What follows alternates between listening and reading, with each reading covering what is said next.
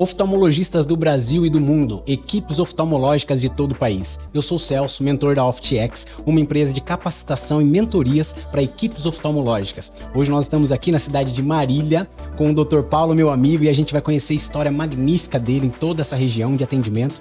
E eu tenho um prazer de receber aqui o Dr. Paulo, meu amigo. Muito obrigado, doutor, por estar presente em mais um episódio aqui do nosso Oftalmovox. Eu quero apresentar de forma formal aqui o Dr. Paulo para vocês. Ele é médico cirurgião oftalmológico, especialista em independência dos óculos, plástica ocular, pterígio e estrabismo.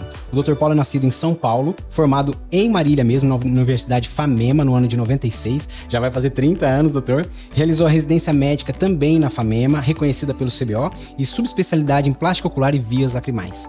Ele é marido da doutora Andréia, formada também na FAMEMA. Ela é especialista em medicina intensivista e medicina estética. Pai do Vitor, de 27 anos, que acabou de se formar em medicina, do Felipe, de 22, que é estrategista de marketing digital, e da Júlia, de 19 anos, que é estudante de moda da FAAP. O Dr. Paulo é de Marília, trabalha em Marília, formado em Marília, então imagina toda a história que ele tem aqui na região e que a gente vai apresentar para vocês aqui, tudo de legal, toda a tecnologia, toda a inovação que ele traz da oftalmologia aqui para a cidade e toda a região.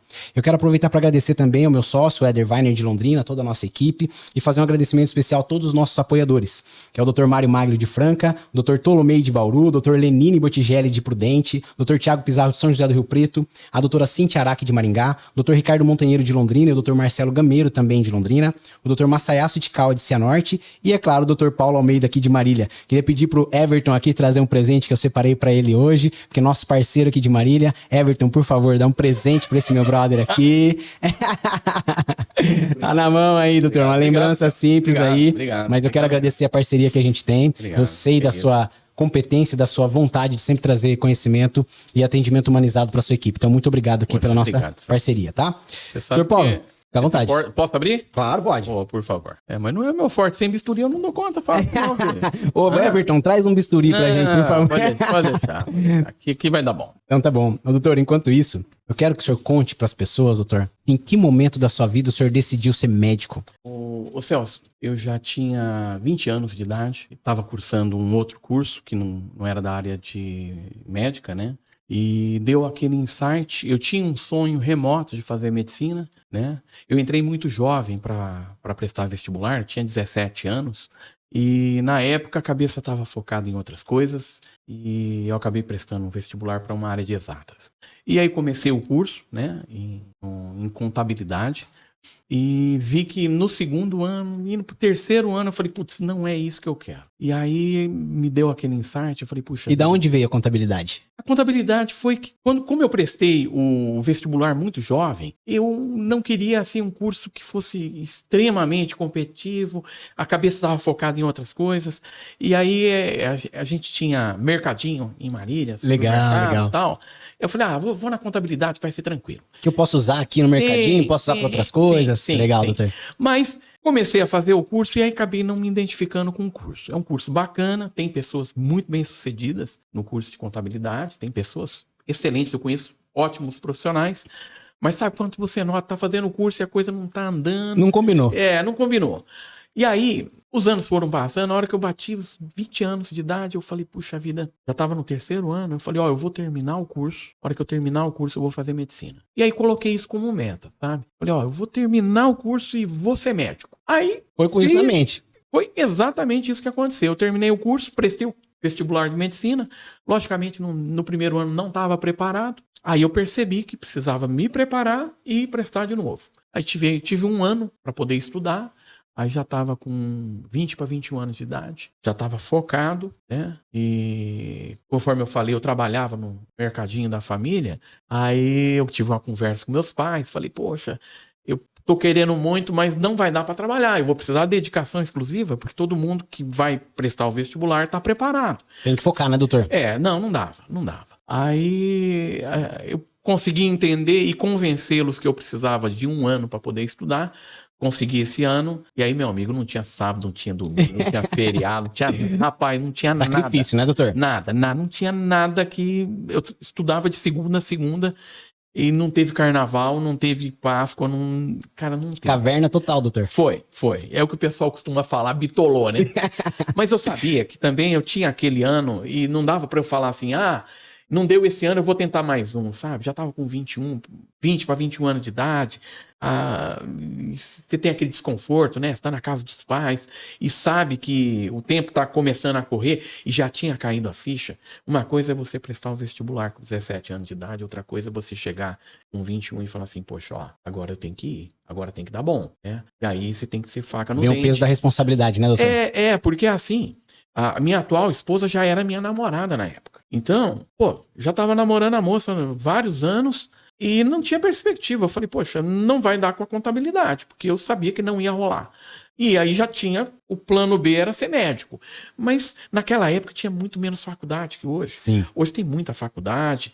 Então, é lógico que é um curso difícil de entrar, mas como tem muita faculdade hoje, dependendo do tipo de faculdade, a pessoa entra com mais facilidade. Né? Naquela época em que o estado de São Paulo tinha... Muita concorrência, doutor. Cara, na época, pra você ter uma ideia, eu acho que o estado de São Paulo tinha 25 faculdades de medicina naquela época. Hoje passa de 100, cara. Tem 100 faculdades. É muita diferença. É muita. E aí é assim, é faca no dente. Senão você não consegue fazer a coisa, né? E aí, eu, graças a Deus, acabei focando, consegui focar, né?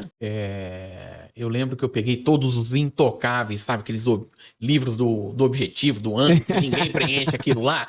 Sabe o que é o intocável, né? Peguei um de um amigo meu que tava completamente sem preencher. Tava literalmente 0 quilômetro. Peguei aquele calhamaço e aí eu devorei aquilo no ano. Além do que tinha no cursinho, eu fazia por fora, né? Já quero agradecer aqui a doutora Andréia, que é uma baita motivação pro senhor aí. Não, com certeza, com certeza. E aí é assim, na época eu já namorava minha mulher e ela era aluna, e era ótima aluna.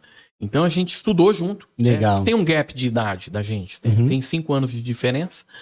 E a gente acabou estudando junto 1 ano. E graças a Deus eu peguei a vaga. Naquela época minha mulher não pegou a vaga e isso é outra história. Qualquer dia ela vai contar a história dela pra Vamos, você. em breve a gente traz ela aqui também. Não, legal. Você vai ver que história legal. Massa.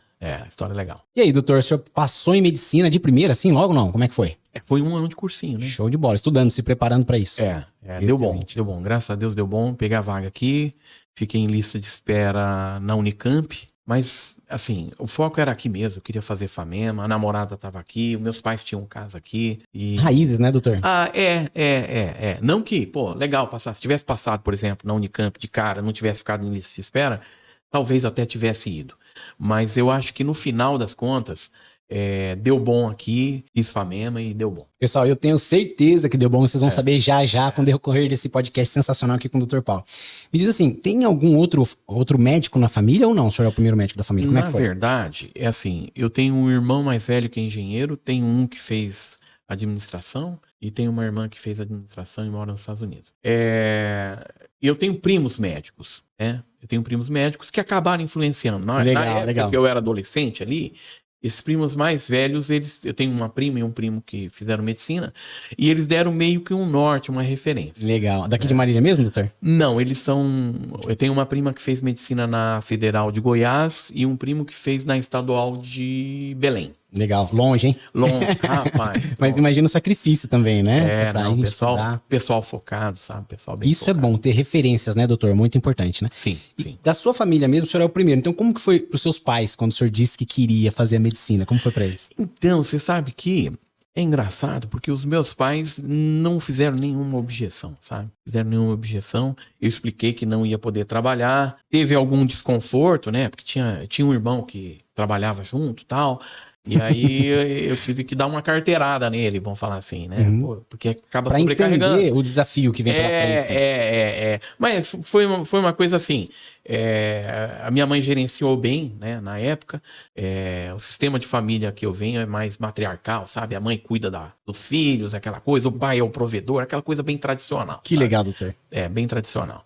E na época deu bom, porque rapidamente as coisas foram encaixando e a coisa ia acontecendo e no final do ano acabou dando bom. Show de bola, doutor.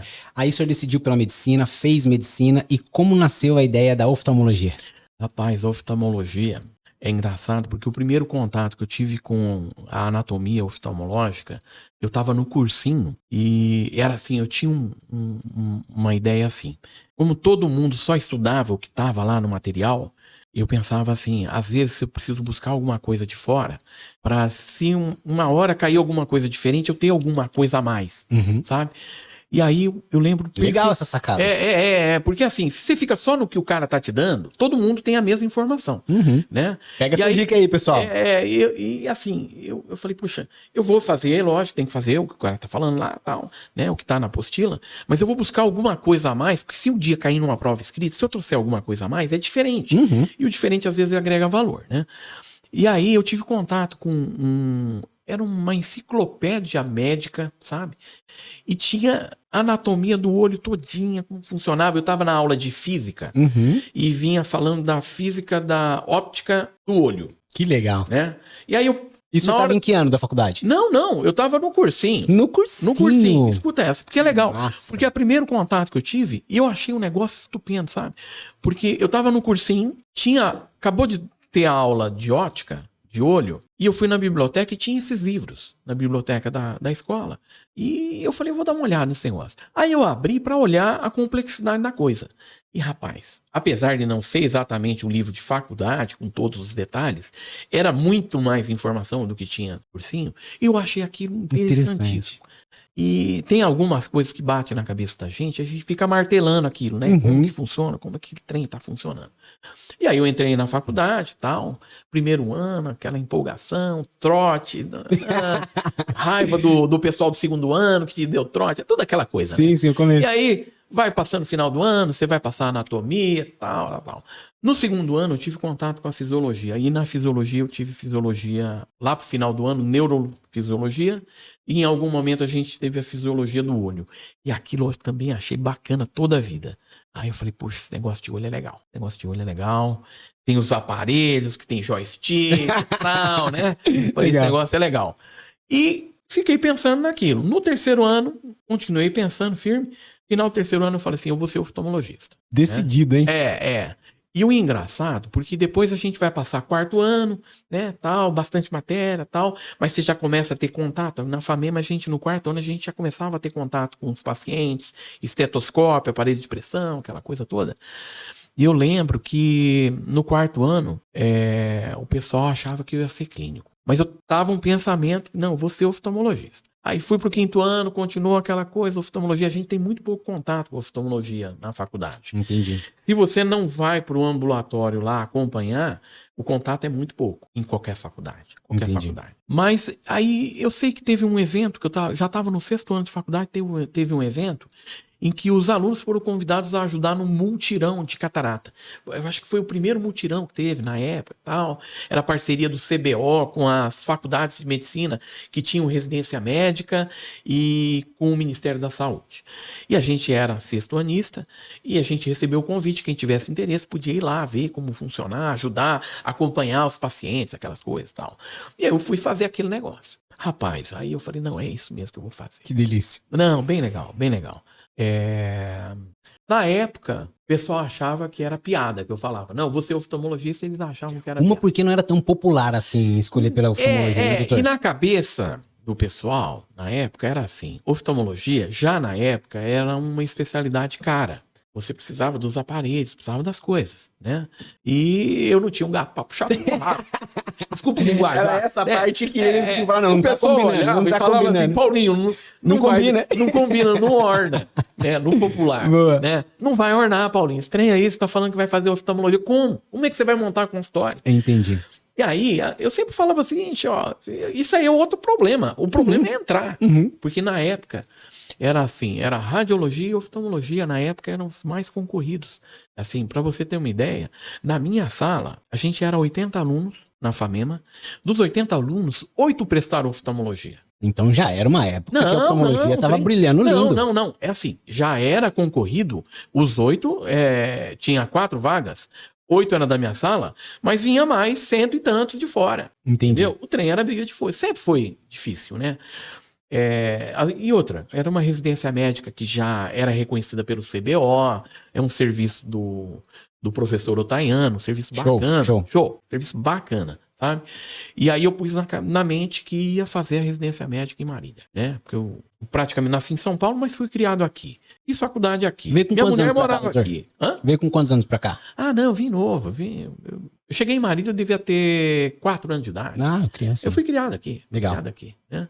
E assim, tava tudo conspirando para eu acabar fazendo aqui. Eu sabia que o serviço era um serviço de excelência. Legal. Na época, eu já era casado. Eu casei durante a faculdade, tá? Eu casei no 3º ano de faculdade. O meu filho nasceu, eu já estava no 6º ano, né? O Vitor? E o Vitor nasceu, eu já estava no 6º ano de faculdade. Mas eu resolvi casar antes, sabe? Já sabia que ia casar com a minha mulher mesmo. Em algum momento não faz muito sentido levar a moça para casa dela. Aí eu resolvi montar uma república com ela.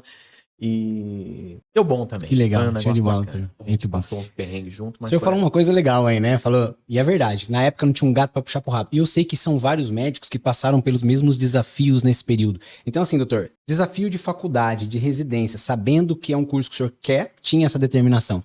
Quais foram as principais dificuldades e desafios que o senhor passou nesse período aí? Conta pra gente. Rapaz, eu vou falar uma coisa pra você. É assim, peculiaridade de eu ser casado. Meu filho nasceu, eu tava no 6º ano. Eu casei no 3º, mas meu filho foi nascer tava no 6º ano. E o dia que o meu filho nasceu foi um dia diferente, sabe? Porque a hora que ele nasceu, caiu a ficha que eu não podia morrer sem deixar algo de legado. E é engraçado porque eu já era casado há 3 anos com a minha mulher, a mulher da minha vida. Mas Ela é quando mãe veio o do meu filho. Vitor... Mas a hora que o meu filho nasceu, a primeira coisa que eu fiz, eu agradeci a Deus que deu tudo certo e tal.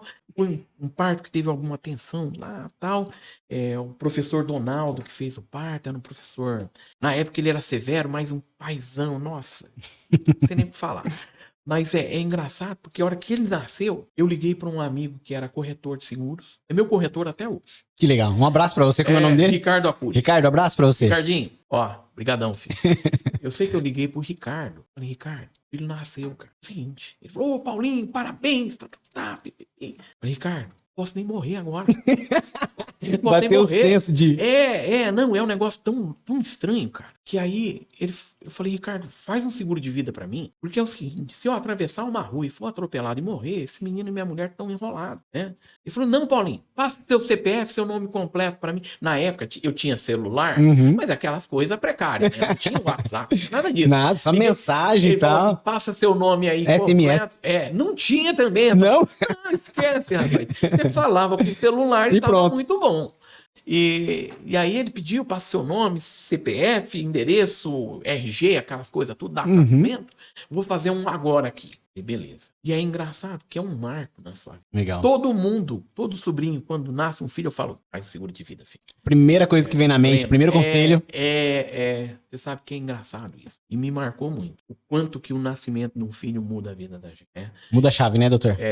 Muda. Porque, é assim, eu acho que quando você vem de um casamento organizado, um casamento que você fez por onde dá certo, investiu tempo, amor, e construiu uma coisa construção, bacana, né? E já vem de uma família assim, né, doutor? Sim, é engraçado isso. Porque você começa a ter aquele senso assim, eu vou ter que trabalhar mais. Vou me dedicar. Eu vou ter que trabalhar mais. Aí, o primeiro desafio na oftalmologia, que foi a pergunta, agora eu vou te responder, é assim, eu precisava concorrer com colegas muito competentes, né? Durante a faculdade, além de estudar, eu precisava me virar financeiramente, vendia boné, adesivo. Legal, doutor. Né? Os bichos, coitados dos bichos. Os bichos, até o 5º ano de faculdade, eu vendia boné pros bichos. E aí daquele que não comprasse. Tem que comprar, nem for fiado, eu venho buscar depois. Rapaz, eu vou falar uma coisa. E aí, assim, eu transitava entre a dedicação ao estudo e me manter, né? Porque eu tinha que ter minha parte. Minha mulher estudava e trabalhava, e eu era full-time estudar, mas eu precisava ajudar em alguma coisa. E o Vitor sabe dessa história ou não? Sabe. Não, legal, molecada legal. sabe. Show. Molecada sabe. Assim, a gente acaba contando como é que é. Sim, importante. Pra ter noção. Mas o primeiro desafio era enfrentar uma concorrência que todo mundo é médico, e o pessoal competente, Sim. que a gente conhece, né? Só da minha sala eram 8. Legal. Bati o olhar assim e falava, putz, eu vou ter que... Tudo top. Vou concorrer com esses caras. E aí eu falava, vou concorrer Vamos pra com eles. cima, vamos pra cima. Vamos pra cima. E aí o primeiro ano eu acabei não pegando a vaga, né? Já era meio que esperado, eu tinha noção disso. E aí passou um mês, faltava 11 meses para a próxima prova de residência. Não tinha provas de residência no meio do ano, na época, era anual. E eu tinha que fazer alguma coisa em um ano. E aí deu aquele insight, ameacei deprimir e tal. Falei, não, eu vou fazer algo. Vou fazer uma casa, vou colocar minha família dentro da casa e depois eu vou fazer a residência médica. Depois que eu terminar a casa, eu vou fazer a residência. E aí eu trabalhei 2 anos para fazer a casa, fiz uma casa legal. Atendendo aqui em Marília mesmo. Na região. Eu trabalhava na região. Aí, trabalhei que nem um leão. Trabalhei que nem um leão. Legal, doutor. Conheceu muita gente. Conheci muita gente e outra, né? A formação que a gente tinha na época era um pouco diferente da que tem hoje, né? A gente, no internato, a gente fazia muito procedimento. Então, a gente terminava o 6º ano aqui na FAMEMA, você tinha condição de fazer uma ótima triagem de pronto atendimento. Muito bom. A gente fazia as coisas. Eu tinha feito parte do projeto Alfa, então eu tinha uma noção do pronto-socorrismo, o que fazer no primeiro atendimento. Lógico que você vai fazer um pronto atendimento, você vai ter uma retaguarda de UTI, você vai ter um colégio. Mas a gente tinha uma formação básica muito legal, sabe? Bem legal. E aí eu passei esses 2 anos trabalhando, fiz a casa. Quando eu entrei na casa, aí eu dediquei para fazer... E não perdeu de vista a oftalmologia. Não, todo ano eu prestava oftalmologia, sabendo que não ia dar. Mas eu prestava, sabendo que não ia dar, mas eu prestava para falar assim, uma hora eu vou vir preparado e vou pegar a vaga. Que legal, doutor. E aí a mente sempre estava focada nisso. E aí, logicamente, eu prestava, não pegava a vaga, levava uma pancadinha, mas o queixo vai acostumando. Você leva uma pancada, e aí você vai aprendendo a levar a pancada. Aí, nesse ano que eu consegui terminar a casa, eu praticamente diminui muito a carga de trabalho. O professor Otaiano me deu um estágio que valia o currículo, que isso agregava. É igual ao vestibular. Prova de residência médica é um vestibular que você presta contra outros médicos. E aí, você tem que ter em mente que é assim, todo mundo é médico, todo mundo preparado e querendo a vaga. E aí, um ponto no vestibular é um ponto no vestibular e um ponto na residência médica é um ponto na residência médica. E aí eu entendi a prova, planejei o que eu ia fazer e tudo aquilo que pudesse melhorar no meu currículo eu fui atrás. Fui acertando, parando as arestas, uma estratégia, né? Eu montei uma estratégia que tinha começo, meio e fim, né? Eu falei, olha, eu vou aparar todas as deficiências que eu posso ter no currículo, né? Você tinha nota, por exemplo, para trabalho publicado. Beleza, eu vou atrás. Me dê. Atrás. Você tinha nota por língua estrangeira. Eu aprendi inglês na época, eu aprendi inglês médico na raça. Eu comprava livros em inglês porque era mais barato. Sim. Né? Era mais barato. E me forçava eu a aprender o linguajar médico, né? Mas eu não tinha diploma de inglês. Ou seja, o senhor pegou um limão e fez uma limonada, né, doutor? Foi mais ou menos isso. Porque, assim, eu tinha que trabalhar com o que eu tinha de material, né? O recurso financeiro era um tanto quanto escasso, mas eu adotava algumas estratégias para chegar onde eu queria. E a coisa acabava dando certo. Lógico que não foi no primeiro ano, mas em algum momento eu sabia que eu ia pegar a vaga, né? Porque na minha mente é assim, com raras exceções, você tendo um objetivo e se planejando para alcançar, você só precisa sair da média, né? E aí só depende de você. E aí o ano que eu consegui tirar para estudar, aí eu estudava todos os dias para prova de residência médica. Eu fiz mais ou menos o que eu fiz na época do cursinho. Eu já não era um recém-formado, já estava casado, já tinha filho e precisava fazer a residência médica que tinha me proposto. Casa pronta. Eu tinha uma casa pronta. Então, eu tinha algumas desvantagens, mas eu fui aparando as arestas. Aí eu fui fazer o curso de inglês. Na época tinha um professor, ele hoje é pastor da Igreja Batista, o David.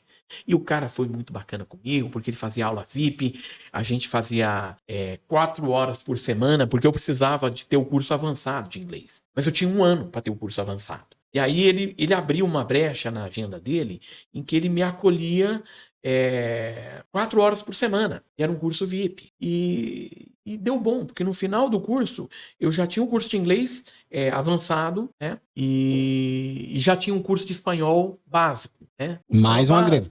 Quer dizer, tudo isso acabava montando um currículo melhor para eu trazer. E aí foi um ano que eu me preparei mais, estudei mais, consegui focar mais, né? E graças a Deus eu peguei a vaga. Doutor, sensacional. Hoje eu estava conversando com o doutor Hamilton Moreira, né, de Curitiba. Um abraço, doutor Hamilton Moreira.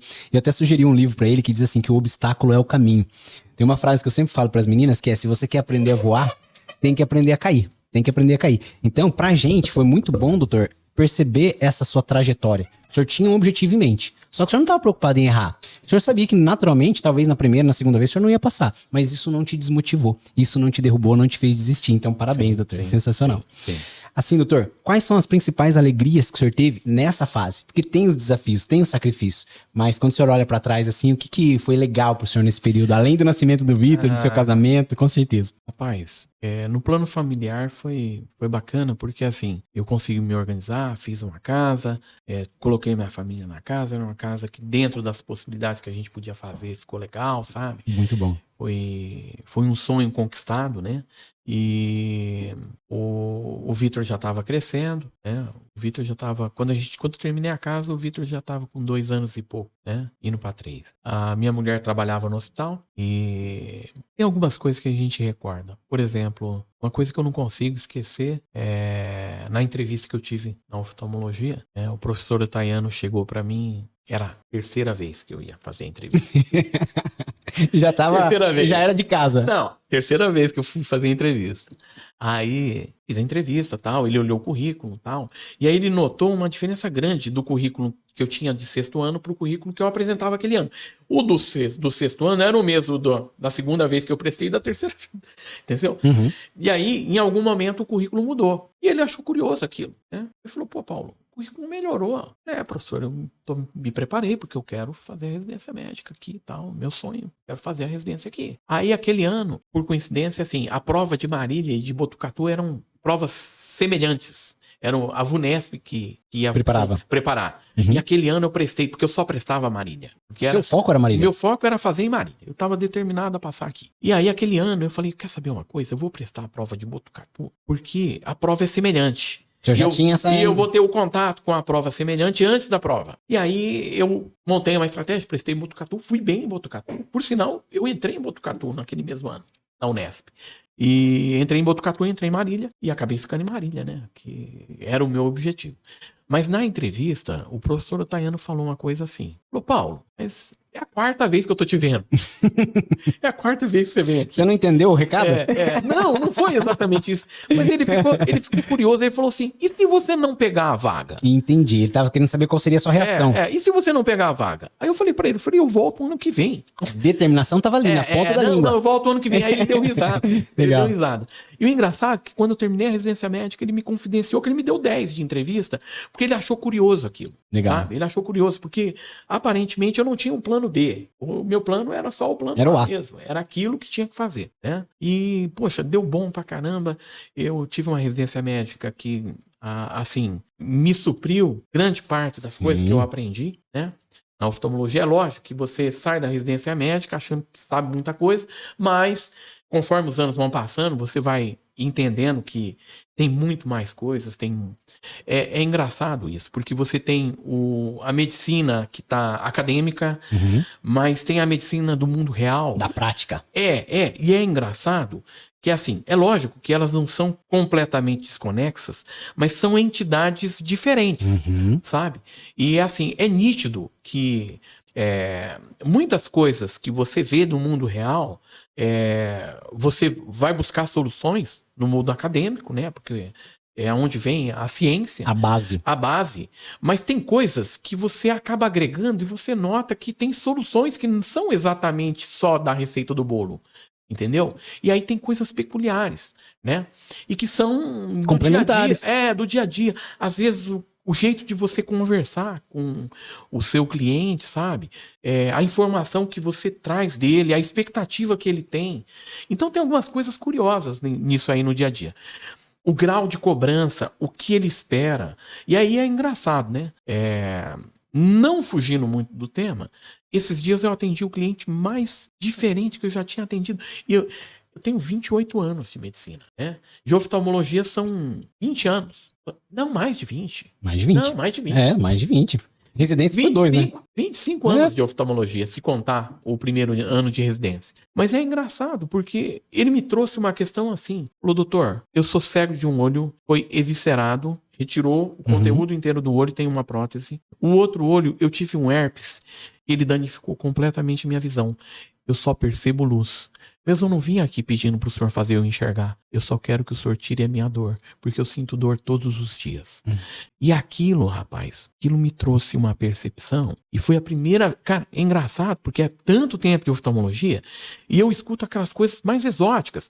Fala, doutor, faz eu enxergar de novo. Às vezes o cliente tem um problema que você não tem...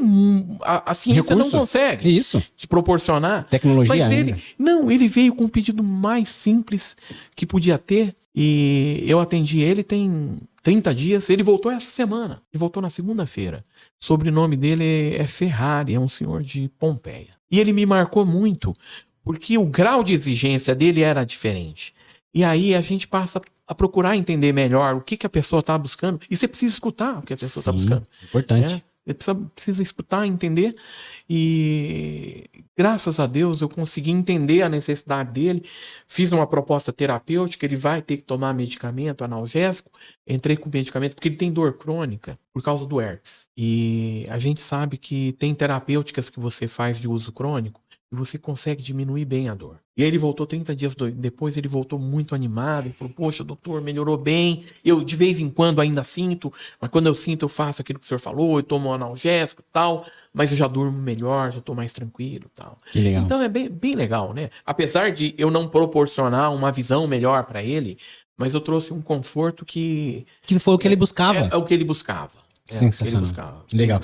Achei legal o link que o senhor fez, doutor, dos sacrifícios e alegrias desse período e como 25 anos se passaram, quanta coisa, tanto da parte científica quanto da parte teórica, vão lapidando o resultado. E essa percepção de ouvir o paciente e ter algo para poder contribuir. Sim. Sensacional, doutor.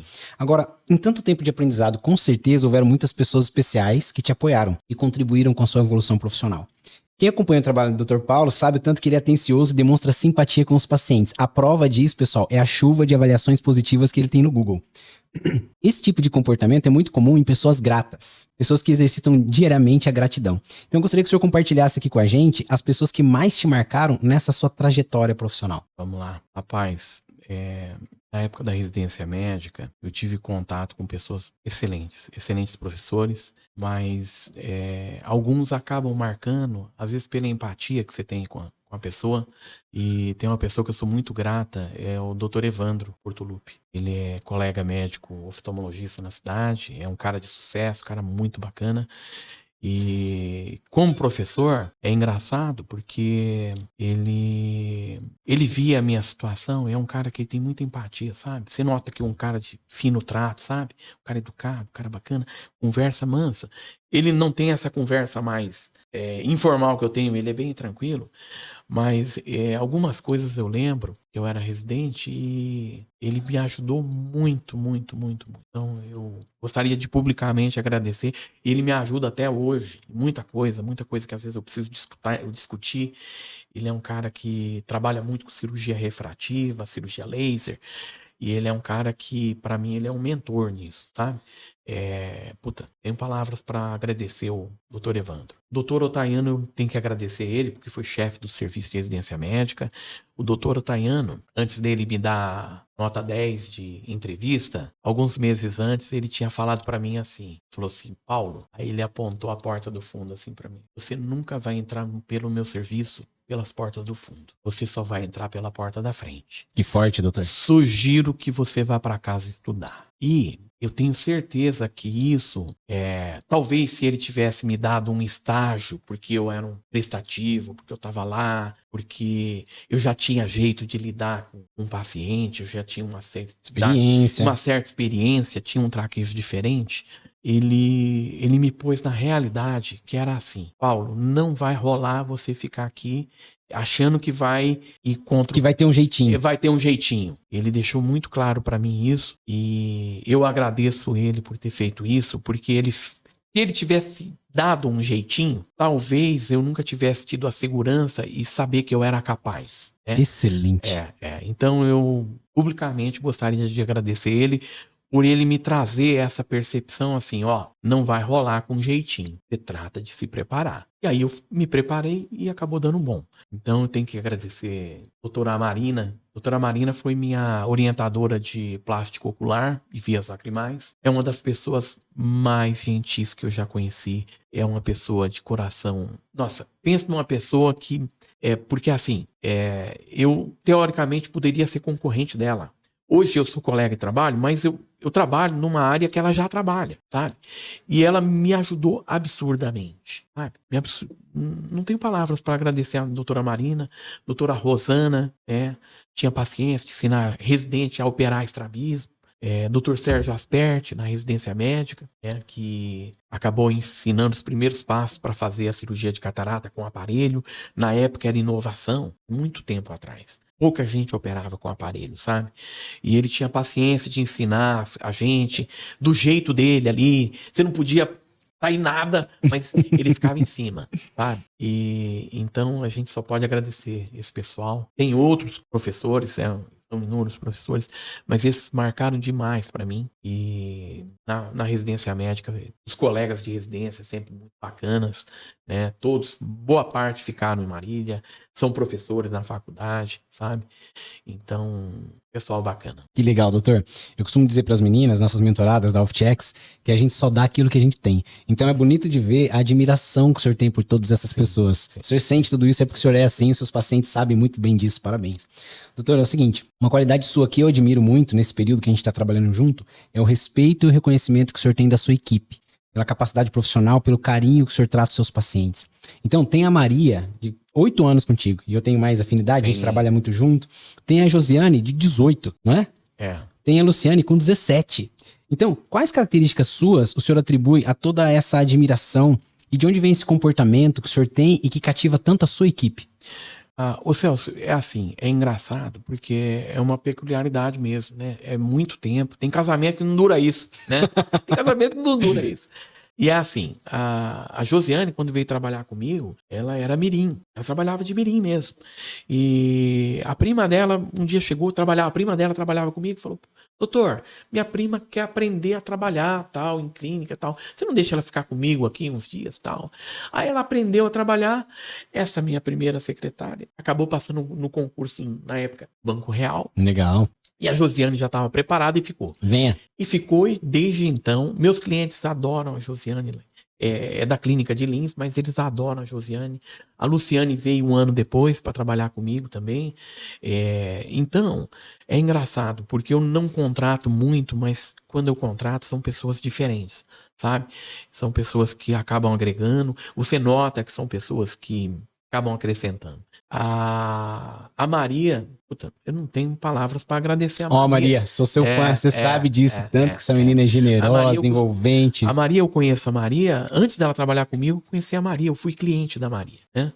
Maria tinha locadora de vídeo e era, sabe aquela pessoa que se tem 100 pessoas juntas, você vê ela atuando. Uma energia. Ela é uma pessoa diferente, é uma pessoa que se preocupa com as outras pessoas. Ela gosta de resolver os problemas. Ela é proativa. E aí eu já conhecia ela da locadora de vídeo. E aí na transição, quando teve a época que as locadoras começaram a fechar por causa dos DVDs, streaming, tudo. Netflix, TV a cabo e tal. Eu continuava sendo cliente, comprava pacotes ali e tal, todo mês comprava pacote de filme pra coisa andar, e aí comecei a ver que a Maria não estava lá, e aí eu descobri que a Maria estava fazendo curso de técnico em enfermagem, e um dia eu encontrei a Maria, falei: Maria, eu vou montar a clínica em Marília, e você quer trabalhar comigo? E ela não tinha nem montado ainda, então, não tinha montado. Eu tô aprendendo hoje, hein? Não tinha montado a clínica. Eu tinha em mente montar a clínica. Eu falei: a hora que eu alugar, eu vou te avisar, porque nós vamos trabalhar junto. Porque eu sabia que ela tinha muita coisa para entregar em termos de trabalho, de potencial. Uhum. E aí é assim, eu aluguei a minha clínica, né, aqui em Marília, fiz uma reforma, porque fiquei reformando praticamente um ano de reforma. Era para ser 6 meses, os 6 meses viraram um ano. Em algum momento, quando estava praticamente para finalizar a reforma, eu pedi para a doutora Marina, eu atendi uma vez por semana na clínica dela, ela me cedia o espaço, né? Uma generosidade. Marina, pelo amor de Deus. Ela me cediu o espaço, aí eu falei: poxa, Marina, ó, eu vou montar a clínica e tal, e eu gostaria que a minha assistente viesse aqui para entender como é que funciona uma clínica, porque ela nunca trabalhou. na área Sim. de medicina. Eu falei, não, Paulinho, vem, traz, deixa ela com a Dani, que a Dani é a Maria da Marina. Legal. Né? A Dani faz tudo lá da Maria. Aí ela falou, não, deixa ela com a Dani aqui e tal, e ela vai aprender e tal. A Maria ficou 30 dias, tal. No estágio. Fez um estágio, né? Aí, quando eu fui pra clínica, a Maria já tinha uma noção legal de como mexer com as pinças, como higienizar. E aí a coisa foi andando, a gente montou a clínica e a coisa foi acontecendo, sabe? Passamos a pandemia junto e a Maria sempre firme. É engraçado porque... Maria, ó, só posso te agradecer, filha. Porque eu era novo na cidade, né? Eu tinha clínica fora de Marília e tinha um sonho de montar a clínica em Marília.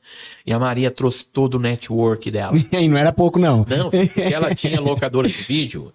Sabe o que ela fez? Ela começou a ligar pro network dela. Falava assim, tô trabalhando com o Dr. Paulo César, oftalmologista, e hora que você puder, vem aqui conhecer a clínica, que o doutor é bacana, e nós estamos aqui para servir. E ela colocou todo o network dela em cima de um projeto, né? Então, eu gosto sempre de falar que a Maria é peça-chave do que a gente tem. A gente tem um projeto de crescimento aqui em Marília, né? Eu costumo falar que eu demoro a contratar, mas eu acho pessoas bacanas para contratar. A Maria é uma joia rara, né? Contratamos agora a Maria Clara, que é uma Maria Mirim, né? Excelente. Cada uma com a sua peculiaridade, você bem Perfil sabe. de comportamento. São perfis diferentes, né? E só posso agradecer a equipe que trabalha comigo. Agora, a funcionária que começou a trabalhar com a gente é a nossa secretária Abadia. É a nossa secretária do lar. Ela viu meus filhos crescer. Essa moça, eu não sei, é a pessoa mais dócil que eu conheço. Não tem uma pessoa mais dócil que eu conheço que a Abadia. Então, eu gostaria de agradecer a Abadia pelo carinho, pela dedicação, pelo amor que ela tem no trato com a gente, sabe? Ela, apesar dela não trabalhar na clínica, ela proporcionou uma infância para os meus filhos através do jeito carinhoso de ser, assim, um carinho que ela tem, um convívio. Atenção. Cara, são 26 anos que ela trabalha comigo, a Abadia. Ela é querida como uma irmã pra mim, sabe? É uma pessoa fora da curva, sabe? Não tenho palavras pra definir. Agradece, Abadia. Então aproveita. Você sabe que eu te amo como uma irmã, viu? Eu amo como uma irmã mesmo. Abadia, Maria, Josi, Maria Clara, Luciane, né? Meus familiares também, tudo gente bacana. O piorzinho sou eu. Gente, vocês perceberam que eu fiz uma pergunta, ele só fez assim, ó. Ele acha que eu não tô prestando atenção. Mas ele respondeu. Ele respondeu, porque olha a maneira que ele conecta com as pessoas em volta dele. Olha a maneira que ele sabe olhar e reconhecer as qualidades. Porque eu costumo fazer os treinamentos, que a gente faz o Training Day. Sim. Então a gente pega um sábado inteiro, doutor, para dar o treinamento para as meninas. Porque a imersão emocional, ela é muito forte. A emoção é uma das formas mais rápidas de abrir a mente e realmente trazer um mindset ali que vai gerar frutos e uma nova visão. Então a gente costuma fazer uma dinâmica que é assim. Eu coloco todas as meninas como se fosse uma fila indiana, assim, né? Fala assim, ó, imagina que vocês estão segurando um bebezinho aqui, tá bom? Só que vocês estão de mochila. Tá todo mundo assim? Tá todo mundo assim. Aí eu falo assim, agora, meninas, vocês têm que entender o seguinte. Na mochila de cada uma, tá todos os seus defeitos. Todos os seus defeitos. Imagina com a sua mochila pesada aí, com todos os seus defeitos, certo? E esse bebezinho que você tá carregando não é um bebezinho. São as suas qualidades. Certo? Beleza? Beleza. Tá todo mundo vendo o defeito de todo mundo aí? Tá todo mundo. E a qualidade? A qualidade tá difícil, tá difícil. O que você tem que fazer pra ver a qualidade de alguém? Aí a galera começa a dar aquela pescoçada, entendeu? Eu falei assim, pessoal, é assim na vida real. Os defeitos é muito fácil da gente identificar, é muito fácil da gente perceber o defeito de cada um, mas a qualidade a gente precisa se esforçar pra enxergar. E o senhor, doutor, parabéns pela sua atitude, porque o senhor fala aqui de uma maneira que essas pessoas dão vontade de estar perto de todo mundo. Porque o senhor enxerga muito transparente a qualidade de cada pessoa. E não é à toa que elas te admiram tanto, os pacientes também. Parabéns por essa qualidade sensacional do senhor, tá bom, doutor? Amém. Parabéns. Doutor, é o seguinte, a sua clínica aqui em Marília fica num ponto muito fácil para chegar. Tanto para quem mora em Marília, quanto para quem chega de toda a região. Então dá para notar que o senhor fez um investimento bem alto, tanto na parte visual, no conforto dos pacientes, e um investimento mais alto ainda na tecnologia. Como o senhor começou lá no começo do nosso podcast, o senhor falou, a oftalmologia é uma especialidade mais cara em se tratando de investimento, né? Sim. Então, conta pra gente quais são os equipamentos, quais são as soluções que o senhor tem hoje para a população de Marília em relação ao diagnóstico da oftalmologia. Sim. Ó, a clínica a gente disponibiliza de um centro cirúrgico, né, em que tem aparelho para operar catarata, aparelho de faca e emulsificação. A gente tem um carrinho de anestesia, se precisar fazer alguma coisa com sedação, para a gente ter um conforto maior, né. microscópio cirúrgico, autoclave. Então, tudo que a gente precisa para dar uma dinâmica, uma otimizada, a gente tem na clínica. Isso é muito bom ter o centro cirúrgico próprio, né, doutor? Sim, Ajuda muito sim, o conforto do paciente, né? Facilita muito por 2 motivos, tá? E é assim, eu consigo entender, assim, o fato de ter o centro cirúrgico, ele acaba facilitando a minha vida e a vida do meu cliente. E eu vou te explicar por quê. É assim, quando você não tem um centro cirúrgico próprio, você tem que terceirizar um centro cirúrgico. E hoje, você pisa no centro cirúrgico e sai, é uma pancada o custo operacional. E a gente consegue entender, porque tem o investimento de ter tudo lá na hora, tem o investimento de estar na hora e você ter que fazer tudo em determinado prazo de tempo, né? Que tem toda uma equipe. Então, Custo é alto. o custo operacional é alto para você manter um centro cirúrgico.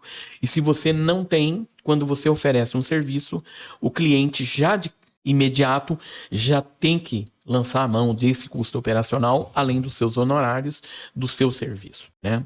E isso, eu durante muitos anos, eu observava que muitos clientes tinham dificuldade, né, de fazer os procedimentos comigo, porque eles não tinham como dar toda a primeira parte do centro cirúrgico. Hoje eu consigo atender o cliente, assim, o meu negócio é atender o cliente, entende? Eu quero atender o cliente. Eu tenho centro cirúrgico. Então, esse custo operacional eu absorvo. Legal. E aí, assim, doutor, eu quero operar a catarata. Eu não estou preocupado como é que o cliente vai pagar. A Maria vai se encarregar de achar uma forma que esse cliente possa viabilizar a ser operado na minha clínica. Bonito, doutor. Paulo, por que você faz isso? Porque, assim, a minha mente está exclusivamente focada em atender o cliente. E aí, eu não consigo gerenciar essa questão. Não, olha, você vai parcelar. Eu não quero saber como é que ele vai pagar. Não quero saber. Isso é um serviço que a minha assistente vai fazer. E faz muito bem. Ela faz muito bem. Ela consegue identificar a necessidade dos clientes. E assim, parece uma fórmula bacana de trabalhar, uma fórmula vencedora. Não só parece, os resultados, né, doutor? Dá pra gente perceber o carinho do paciente, como ele indica um pro outro, assim, é muito legal a dinâmica. O boca a boca, pra mim, eu passei muitos anos praticamente só com o boca a boca, sabe? Do cliente falar pro vizinho, não, você precisa ir lá, precisa conhecer o Dr. Paulo, precisa conhecer a Maria. Eu tenho a impressão que os clientes gostam mais da Maria que de mim. Vocês estão uma dupla sensacional, doutor André também. Pô, gente, quem não conhece, precisa conhecer a clínica do Dr. Paulo, precisa conhecer essa equipe acolhedora, porque é um barato, é gostoso demais estar lá, uma energia muito boa. E de fato é um local, vamos falar assim, menos formal, vamos falar assim, né? Há quem não goste, né? Mas acaba, depois que a pessoa entende o que é, o que a gente quer fazer, o que a gente quer trazer, porque o objetivo nosso é atender o cliente. E aí, quando eu abri a clínica, eu expliquei para Maria, e para ela ficou muito claro isso. Legal. O negócio meu é assim, eu quero montar um local que eu possa atender meu cliente. É para fazer óculos? Ótimo, vamos fazer o melhor óculos. Quer adaptar a lente de contato? Vamos adaptar a lente de contato. Tem ceratocone. Poxa, vamos achar um caminho para adaptar uma lente de contato para quem tem ceratocone. Porque, assim, para mim, filosoficamente, se a gente conseguir adaptar uma lente de contato, é melhor que fazer procedimentos mais invasivos, né? Lógico que se precisar, a gente alternativa, tem que ter alternativa, sim, porém... Sim. E aí você acaba pensando em soluções para os clientes e, desde que você tenha o centro cirúrgico, já facilita muito, bastante. Com relação aos equipamentos que a gente tem, além do centro cirúrgico, que já tem o faca emulsificador, tem bisturi elétrico, microscópio, a gente tem um OCT chamado Galilei, que é um aparelho bastante moderno para a gente identificar, fazer diagnóstico de imperfeições em córnea. Toda a tomografia, né, doutor? Tomografia óptica da córnea. Incrível. Segmento anterior. Paulo, o que isso quer dizer? É assim, é um aparelho que ele vai conseguir passar a informação para mim da superfície anterior da córnea, toda superfície posterior e espessura da córnea. Você vai fazer o que com essas informações? Essas informações são muito preciosas para a gente detectar alguns tipos de problemas oftalmológicos. Por exemplo, ceratocone, degeneração marginal pelúcida, cicatrizes, afinamentos corneais. E outras patologias de córnea, que são menos comuns, mas que você consegue detectar. E até para fazer o planejamento de uma refrativa, né, doutor? Impressionante, importante demais. O aparelho, ele traz a informação que você pode usar para muitas coisas. Por exemplo, o ceratocone, para planejar uma cirurgia laser para correção de miopia, astigmatismo. Alguns casos de hipermetropia hoje a gente consegue também atender.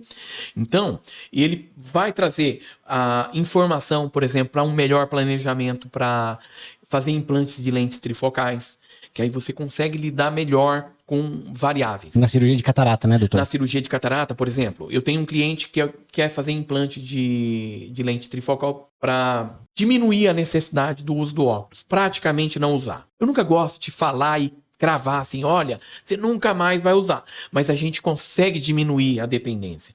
Na maioria dos casos, o cliente acaba não usando mais óculos, sabe?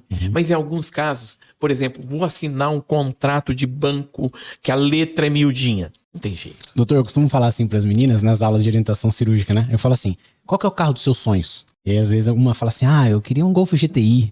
Eu quero uma Hilux. Eu quero ter... E assim, elas vão falando dos carros dos sonhos, né? Imagina que você ganhe o carro dos seus sonhos hoje, tá bom? Nossa, que legal, tal. Você vai conseguir andar 100% da sua vida nesse carro? Não, né? Tem hora que eu vou ter que andar a pé. Por mais que eu vou no shopping, Sim. eu vou ter que sair do carro e ir até o shopping a pé. Se eu chegar em casa, eu vou ter que deixar na garagem a pé e tal. Então, significa aí que você vai andar 80%, 90% de Golf GTI ou de Hilux e o resto você vai andar a pé, certo? Certo.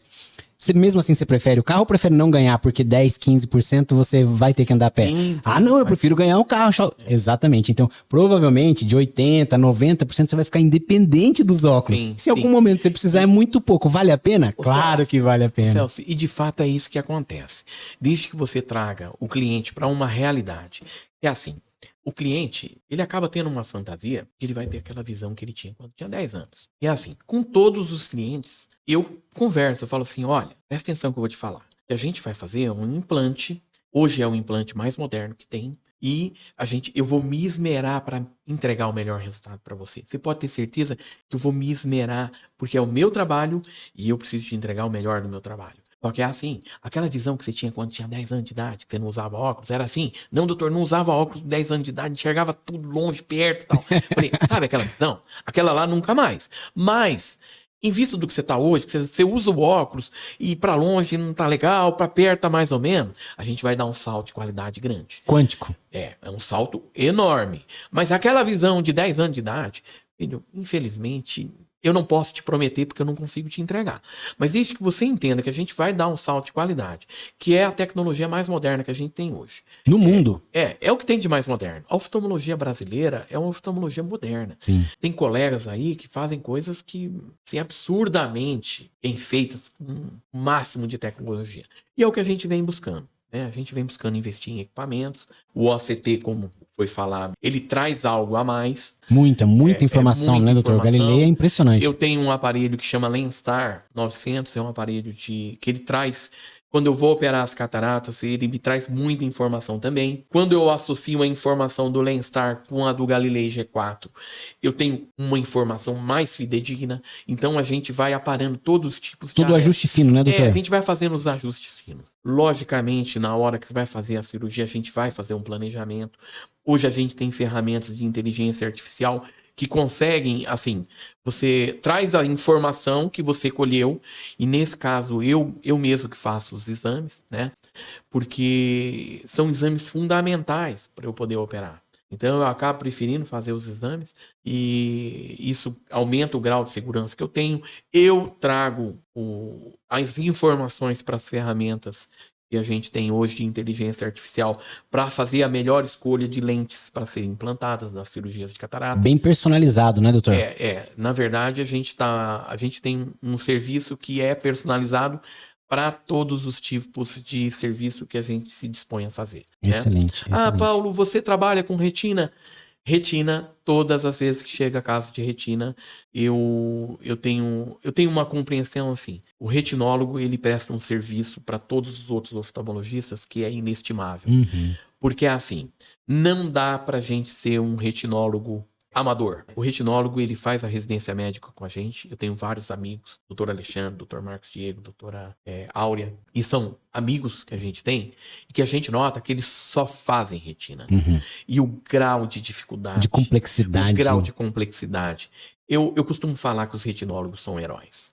E de fato são. Eu concordo. Porque assim, às vezes ele faz a cirurgia mais linda do mundo, ele colou a retina e aí, o resultado às vezes não é o que o cliente quer. Às vezes devido ao tempo de assistência, às vezes da peculiaridade do caso. Mas é assim, todas as vezes que precisa de um retinólogo, eu rapidamente percebi, olha, não dá pra eu brincar e fingir que sou retinólogo. Todas as vezes eu preciso do retinólogo. Autorresponsabilidade, né, doutor? Eu explico pro meu cliente, falo assim, olha, a senhora precisa de um retinólogo. Eu poderia fingir que sou retinólogo, mas eu não seria correto com a senhora. Tem pessoas que vão oferecer um serviço melhor que o meu, tá? Então, eu sugiro fortemente que você procure fulano de tal. Procure fulano de tal. Eu tenho 3 opções. Geralmente, eu não escolho um só. Entendi. Sabe? Até pra pessoa se conectar com quem ela tem afinidade. Às vezes a pessoa tem afinidade, às vezes prefere um médico que é mais técnico, às vezes um que conversa mais, às vezes preferem uma médica, né, por ser mulher. Legal, doutor. E aí eu passo, geralmente eu passo o telefone, eles fazem o primeiro contato e encaminho ao retinólogo. Mas hoje, sinceramente, o que o senhor já oferece para os seus pacientes, a quantidade de procedimentos que o senhor tem no seu currículo é um negócio impressionante. Um deles que eu acho incrível, a Maria sempre compartilha com a gente ali, é a blefaroplastia, que o senhor faz também, e o estrabismo, que é sensacional. Vejo os resultados, o senhor está de parabéns, doutor. Eu gostaria que o senhor compartilhasse um pouco mais desses procedimentos cirúrgicos que o senhor também faz, e explicasse, porque aqui a gente tem uma população das nossas meninas, nossas mentoradas, tem os pacientes de Marília que também vão assistir esse podcast. Sim. Então, falar um pouco mais desses procedimentos que hoje o senhor oferece na sua clínica. Então, a gente oferece, além da cirurgia de catarata, a gente oferece cirurgias de pterígio, são aquela carninha crescida, que todo mundo fala, tenho carne crescida e tal. E o pterígio, ele é meio relegado a segundo plano, né? Tem muita gente que nem sabe que existe a cirurgia pro pterígio. Isso, é muito frequente.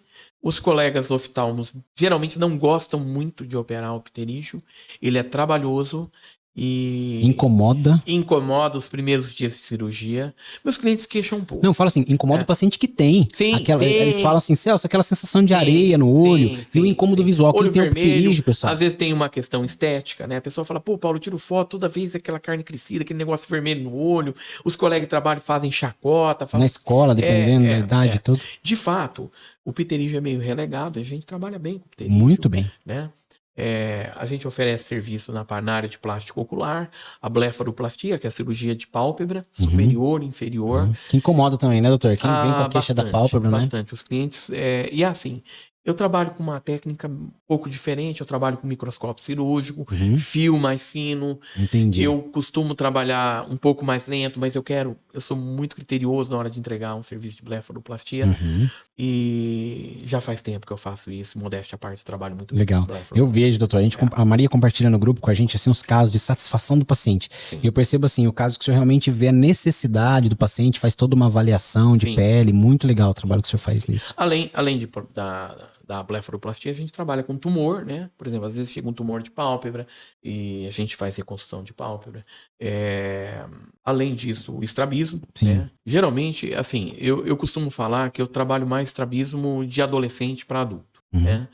São pessoas que já têm o estrabismo de longa data, mas na parte adulta. A estrabismo em criança, geralmente eu encaminho para colegas que eu sei que podem entregar mais. Entendi.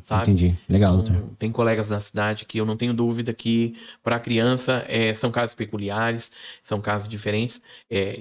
Invariavelmente, criança com estrabismo vem para mim, às vezes chega e eu costumo recomendar que procure colegas que trabalham com estrabismo de criança, que tem um jeito diferente de trabalhar, mas de adolescente para adulto, os resultados que eu tenho são muito bacanas. A gente opera, a maioria esmagadora dos clientes, a gente opera com anestesia local, o custo operacional é mais tranquilo, né? Se precisar fazer alguma sedaçãozinha, a gente faz, mas os clientes, eu consigo entregar um resultado melhor quando os clientes estão em alerta. Só com anestesia local. Entendi. Doutor, eu percebo uma grande busca agora, principalmente de 2016 para cá, que surgiram lentes mais modernas, mais procedimentos para as pessoas que querem ficar independente de óculos. Então eu mesmo usava, um abraço aqui pro Dr. Thiago Pizarro, lá de São José do Rio Preto, que ele fez minha cirurgia refrativa laser. É um procedimento, pessoal, quem quiser pesquisar aqui, inclusive no YouTube, chama Fentolasic. Então, é uma cirurgia que a gente fez à noite, na segunda-feira, 8 horas da noite. Na terça-feira, 7 horas da manhã, eu já tava trabalhando, só pingando colírio ali, aplicando as recomendações dele. Mas assim, não tive dor em nada, assim, só aquele incômodo do equipamento ali na hora de encaixar e tudo. Mas assim, não tive dor no pós-operatório. Tem muita gente que às vezes carrega anos um óculos, aquele incômodo do óculos, sendo que a cirurgia foi poucos minutos, assim, né, doutor? Então eu queria que o senhor compartilhasse com a gente esse seu conhecimento, essa sua experiência em deixar os pacientes hoje mais independentes dos óculos? A gente sabe que tem idades diferentes, tem adolescentes aí que tem algum tipo de miopia, hipermetropia, astigmatismo, né? Então, quais são hoje as opções que o paciente que usa óculos tem na sua clínica para poder ficar independente? Certo. Vamos começar do mais simples, né? Mais corriqueiro, custo operacional mais baixo, né? Hoje a gente tem as lentes de contato, tem uma gama grande de lentes. Melhorou de contato, muito, né, doutor? O conforto do paciente. Hoje o cliente coloca a lente de contato. Hoje eu adaptei uma lente de contato numa cliente de 60 anos, nunca tinha testado lente de contato, ela é hipermétrope e estava com dificuldade. Ela perdeu o óculos, estava usando óculos emprestado. A gente escuta cada coisa. Mas é assim, é uma pessoa querida e tal. E aí eu comentei com ela, falei, filha, mas você nunca usou lente de contato? Aí ela falou, poxa, doutor, não. Eu falei, mas nunca te abordaram? Ofereceram? Nunca te ofereceram? Não, doutor, o antigo oftalmologista, ele nunca ofereceu, eu sempre usei óculos, eu sou cliente dele há muitos anos. Foi embora.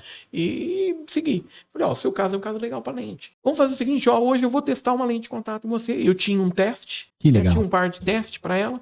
Falei, ó, eu vou colocar a lente de contato, você vai ver o que é enxergar com a lente de contato. E aí eu deixei ela sem óculos primeiro, vi o grau depois do óculos, anotei. Eu falei, agora vamos fazer o seguinte, olha lá o teste. Ela olhou o teste. Falei, ó, até que linha você tá vendo? Até aqui, beleza. Falei, agora vamos fazer o seguinte, eu vou pôr a lente de contato. Aí pus a lente de contato.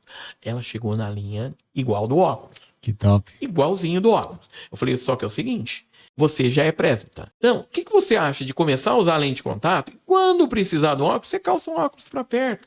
Baratinho, tranquilo. Outra vida, baixo. outra vida. Ele falou, Paulo, sabe que eu não tinha pensado nisso? Eu falei, então vamos fazer o seguinte. Você vai fazer um teste, eu vou pedir a caixa. Você já vai com a lente de teste já para usar.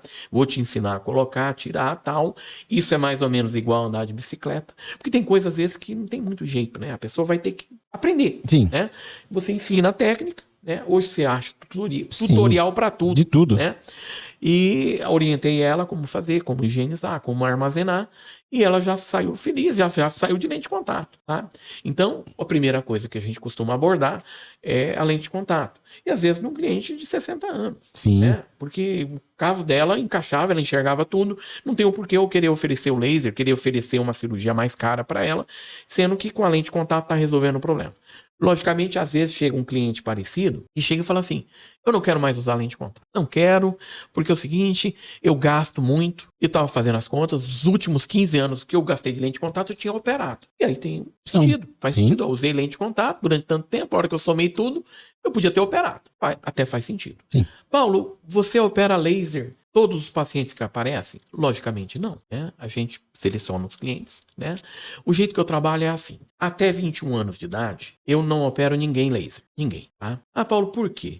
Porque 21 anos é uma idade que os homens, as mulheres, eles vão ter menos modificações em crescimento. A gente sabe que os estirões de crescimento, eles podem afetar muito a qualidade de visão. Entendi. Algumas pessoas você faz, por exemplo, criança.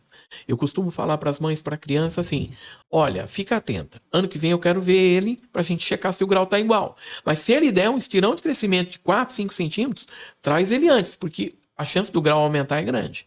Cara, é batata. Deu que legal, estirão, muito bom. tem alguma coisa diferente.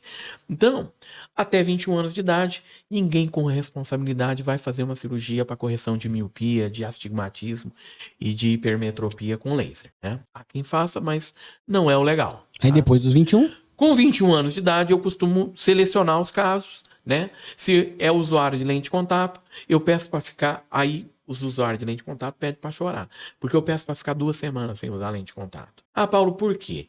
Porque o uso da lente de contato, ela afeta o relevo da córnea. Uhum. E às vezes o cliente chega usando lente de contato durante muito tempo. E aí ele tira a lente de contato no dia, você faz o exame do Galilei, que é o tomógrafo de córnea, né? Você faz o Galilei, mas a informação que você tem é errada. Porque a hora que ele fica sem a lente, a córnea muda. Uhum. E aí, você tem que ter uma conversa bem técnica, porque você tem que deixar claro isso. Uhum. E às vezes o cara não quer largar a lente. Não entende, né? Às vezes não entende. Aí eu falo, ó, escuta o que eu vou falar. Se você não ficar essas 2 semanas, vai dar ruim. Vai sobrar residual. Vai dar ruim pra mim, mas vai dar ruim mais pra você, porque você vai ter que conviver. Você vai conviver com o problema. E solucionar esses problemas depois é mais difícil. Legal. É melhor que você fique essas 2 semanas, ou então esquece de operar. Né? Legal essa transparência, pessoal, de falar a realidade mesmo, pra pessoa saber lidar com isso. Você, às vezes, fica Tentando remediar, né? Não, às vezes você quer só entregar Uhum. pro cliente, mas sem explicar que tudo que você vai fazer tem algum grau de risco, né? Uhum. E às vezes o cliente chega para mim e fala assim, doutor, cirurgia de catarata é facinho, né? 15 minutos você opera. Ó, a gente faz tantas vezes que parece fácil. Uhum. Tem colegas que são exímios cirurgiões, ótimo, são rápidos. Eu costumo falar que é assim, não adianta correria. Você vai fazer a cirurgia, o meu tempo cirúrgico é o meu tempo cirúrgico, não precisa ter corrida. Eu não estou apostando corrida com ninguém, eu não vou marcar 30 cirurgias num período, né? Mas é assim, o que eu quero é te entregar o melhor do meu serviço. Legal. E aí eu explico, falo assim, ó, o dia que vai operar a catarata é um dia até exótico, sabe? E a mulher fala assim, Paulo, você põe música, mas você não precisa cantar. Tem dia que eu canto, ué. Legal. Tá tocando a música lá, Vai eu tô cantar cantando. junto, é. Até hoje só um cliente teve o atrevimento de mandar eu parar cantar. Doutor, para com essa música. Foi mesmo. Sério? Eu tô no meio lá, tô cantarolando e operando, mas tranquilo, porque eu relaxo. Sim, exatamente. sabe? Tem que entrar no clima ali, né, doutor? É um momento que eu ponho a música, o cliente fica mais tranquilo, eu vou explicando, né? É num nível que não é discoteca. Sim, eu conheço. Mas também nunca é no nível que a doutora Andréa quer. Mas eu costumo falar assim, eu coloco a música, eu procuro identificar a música que o cliente quer. Legal. E às vezes o cliente fala assim, pô, doutor, eu gosto de música gospel. Uhum. Aí eu peço pra Maria ou a Maria Clara, Uma playlist lá e uma tudo. playlist de música gospel, né? Às vezes o cliente fala, não, doutor, põe a música que o senhor quer. Uhum. Aí eu coloco as que eu gosto de ouvir. Legal. Né? Às vezes é música nacional, quando, por exemplo, é um senhor mais idoso, eu não vou pôr anos 80. Sim. Né? Aí eu acabo colocando lá Almir Sater, Sérgio Reis, que Ele entra no clima também, né, doutor? os clientes ficam mais tranquilos. Aí eu vou explicando o que vai acontecer. Eu vou colocar aqui o tampãozinho aqui, vai isolar o seu olho das bactérias que tem na pálpebra, vai ficar só o olho exposto. Você lembra que pingou os colírios lá? Aí vou colocando. Que legal. Aí vai colocando. Vai relaxando, Aí, né? eu vou explicando, agora é o seguinte, eu vou cortar o campo cirúrgico aqui, fica tranquilo, tal. E aí eu vou lá, eu vou colocar um aparelhinho que vai manter o olho aberto. Não adianta querer fechar o olho. Você tem que relaxar, porque você vai ficar brigando com o aparelho e não vai resolver. Relaxa, se quiser deixar os dois olhos abertos, deixa. Se quiser fechar o olho, mas relaxa. E fecha o outro olho como se estivesse dormindo, sem forçar. Aí eles vão meio que relaxando, vão entendendo que eles fazem parte também, né? Legal. Porque eu opero só com cirurgia tópica. Sim, legal. Então não tem agulhada, não tem injeção. Muita gente pergunta, né, doutor? Muitos anos atrás, eu operava fazendo bloqueio anestésico. Também é válido. Porque você faz o bloqueio anestésico, a pessoa sente uma picadinha na pálpebra e depois não sente mais nada, né?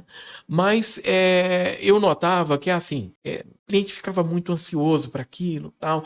Eu até gerenciava bem isso, eu trabalhava bem com anestesia local. Mas em algum momento eu comecei a operar clientes com glaucoma e que não tinha indicação, era contraindicado fazer anestesia peribulbar, e é a da agulhada. E aí eu fiz a transição para anestesia tópica, é só colírio. Durante a cirurgia vai colírio. Em algum momento eu coloco anestésico intraocular, mas bem leve. é bem tranquilo, é bem... E aí vai tranquilo a cirurgia, vai tocando a musiquinha lá, às vezes eu cantarolo. Isso aí. Às vezes o cliente está um pouco mais ansioso. Não, fica tranquilo. Se sentir algum desconforto, avisa, eu anestesio mais. E aí a coisa vai, né? Eu costumo falar que cada cirurgia é uma cirurgia diferente da outra. Única. Porque tem vários tipos de catarata. Tem cliente que está mais tenso, às vezes ele faz um pouco de pressão, aí você tem que desacelerar a cirurgia. Se acelerar mais, pode ter algum tipo de complicação. A Maria me contou um caso que vocês fizeram uma cirurgia até num senhor que tinha uma né? Rapaz, eu operei Até um nisso senhor vocês que era ajustam corcunda. Olha lá. Um senhor corcunda na região. E assim é uma história até peculiar, sabe? Sim. Porque assim, era uma pessoa simples, tal, né? Região ali pra frente de Tupã. Eu não vou falar a cidade, Tudo bem, porque tudo às bem. vezes Uhum. vão identificar. Melhor não. Mas ele era corpo. E um senhor muito bacana. Senhor bacana, mulher bacana, família bacana. E ele já tinha marcado inúmeras vezes de operar. E todas as vezes que ele ia operar, cancelavam a cirurgia. Pelo grau de peculiaridade do cara. Do ajuste ali. É porque difícil demais, né, doutor? Rapaz, encontrar a posição ideal, não né? tinha posição para Aí. operar ele. Não tinha posição. E aí é assim, a gente programou de atendê-lo porque ele precisava operar, Sim. porque ele não tinha mais independência para ir no banheiro, por exemplo, Meu Deus. né?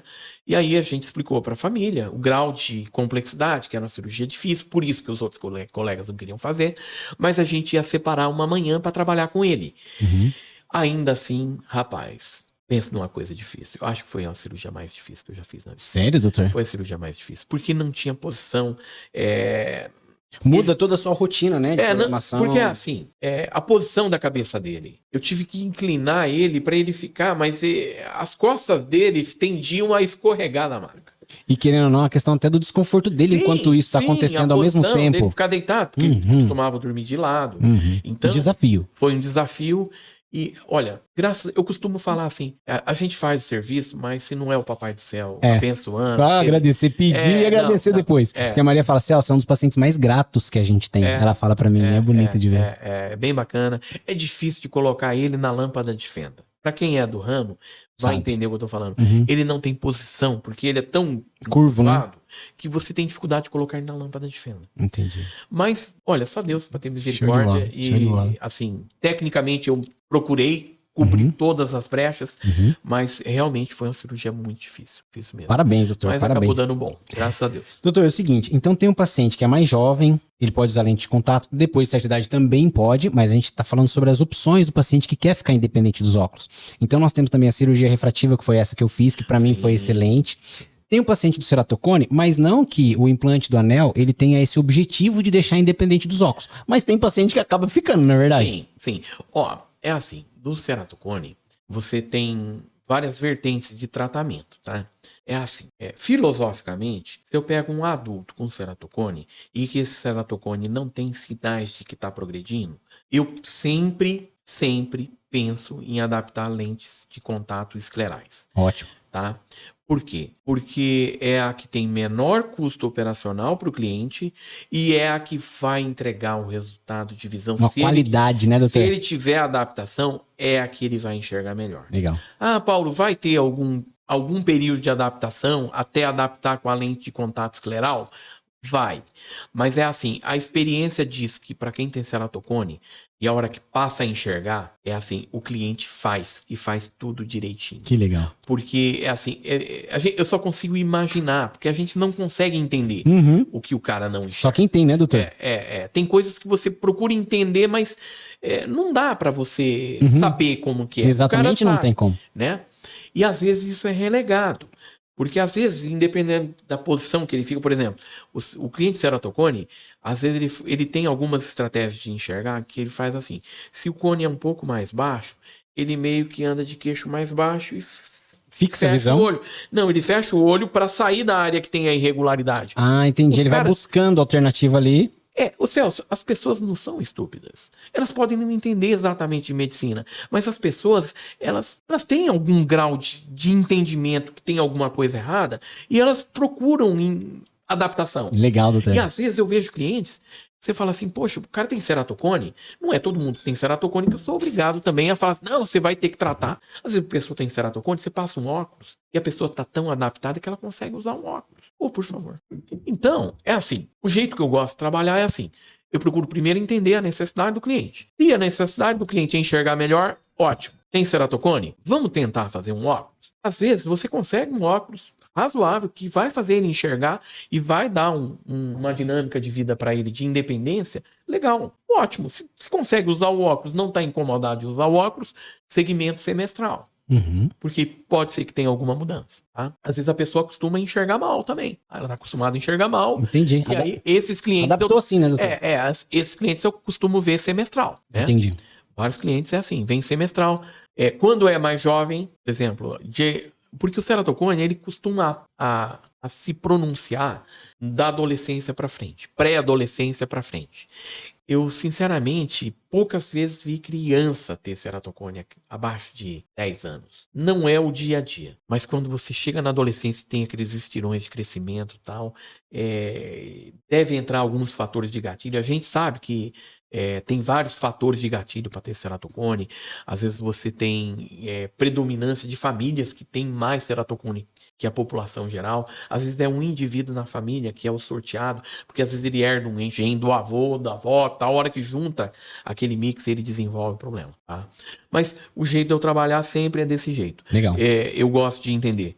Poxa, dá para usar óculos? Beleza, se você quer usar óculos, eu consigo te passar esse óculos. Essa visão tá legal? Não, doutor, tá muito ruim. Eu preciso enxergar mais. Vamos pensar em adaptar a lente de contato. Se for adulto, eu penso em adaptar a lente de contato, tá? O primeiro passo. Passo sempre no Galilei, G4. Paulo, então é por isso que você tem um aparelho? Também. Porque eu tenho um aparelho, ele é versátil, ele traz informação e eu não preciso mandar o cliente sair da clínica para depois voltar. Eu consigo atender na hora. O tempo do cliente é muito importante, né? Ele valoriza essa questão que o senhor está valorizando, o tempo dele, de já resolver o mais rápido possível, né? Sim, porque às vezes ele vai...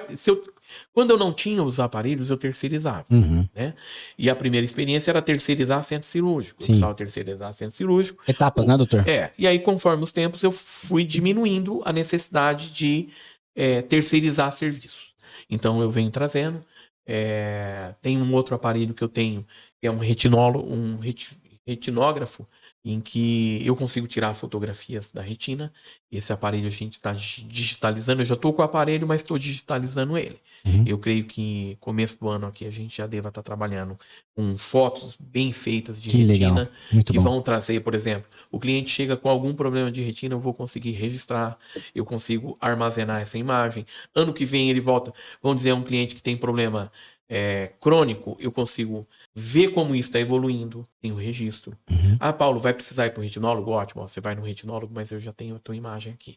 Ano que vem você vai voltar que eu quero ver como é que você tá.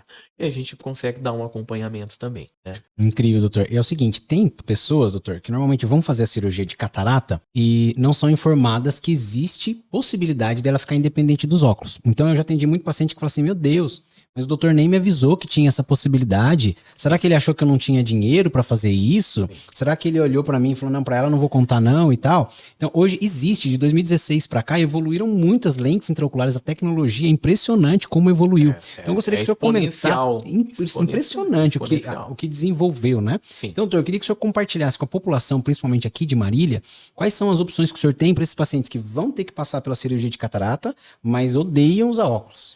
Sim. É assim, hoje a gente tem uma gama grande de lentes, né? Se a gente começar a falar da mais simples, a lente esférica, né? Que todos os convênios oferecem para os clientes lentes esféricas. Paulo, a lente esférica é boa? Tem várias marcas, mas a lente esférica, tecnicamente, é uma lente inferior a uma lente asférica, que prioriza só a visão para longe. A gente tem lentes de foco estendido, né? Paulo, o que quer dizer o foco estendido? Hoje a gente tem alguns tipos de lente em que elas proporcionam uma visão nítida para longe, para o infinito, e para o oftalmologista o infinito é de 6 metros para frente. Entendi. A gente costuma falar de 6 metros para frente, a gente considera como infinito visão de longe. Tá. De 6 metros até 2 metros, 1,80 m, a gente já tem lentes que trazem foco até essa distância, São várias tecnologias, cada fabricante tem a sua tecnologia, mas elas acabam proporcionando, essa distância que a gente está, uma maior nitidez. Entendi. Então, em grau de qualificação, a gente tem a lente esférica, que é mais simples, a lente asférica, que é mais...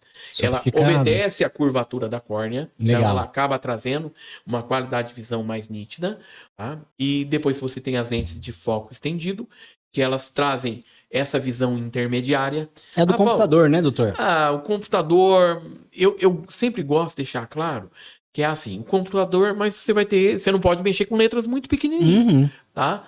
Mas é assim, dá uma independência muito maior que a lente asférica. Tá? Sem dúvida, né? Sem dúvida. Essa distância que a gente tá... Show de bola, né? É muita diferença, os clientes percebem. Paulo, como é que você sabe que o cliente percebe? Tem cliente que às vezes não opera comigo, opera e coloca uma lente esférica no olho. Uma monofocal convencional.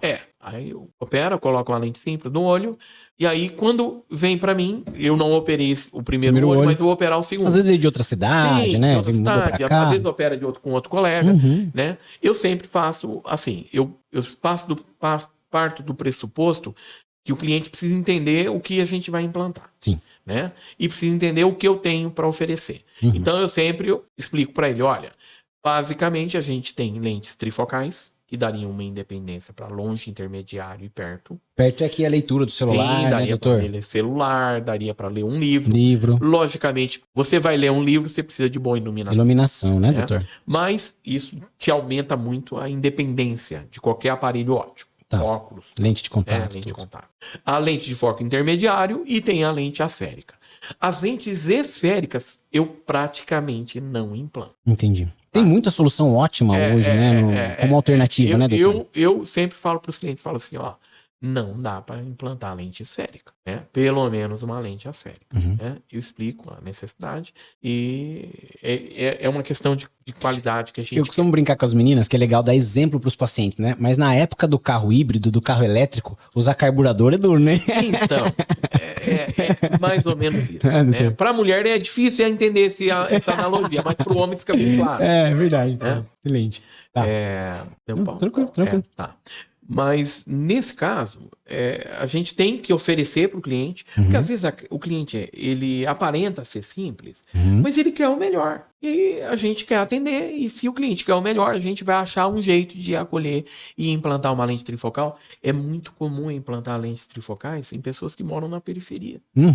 Quando entende a necessidade, o que ele deseja. O que você está proporcionando. E o tempo, porque assim, você implantou uma lente intraocular, ela, tecnicamente, a gente não pensa em retirar ela do olho. Sim. Porque às vezes o cliente pensa assim, fala assim, não, eu vou implantar uma lente simplinha, daqui a 2, 3 anos, na hora que eu tiver um dinheirinho, eu vou implantar uma melhor. Sim. Vou trocar. E aí eu sempre explico pro cliente, falo assim, ó, não é igual pneu de carro, que você vai trocar a hora que você precisar.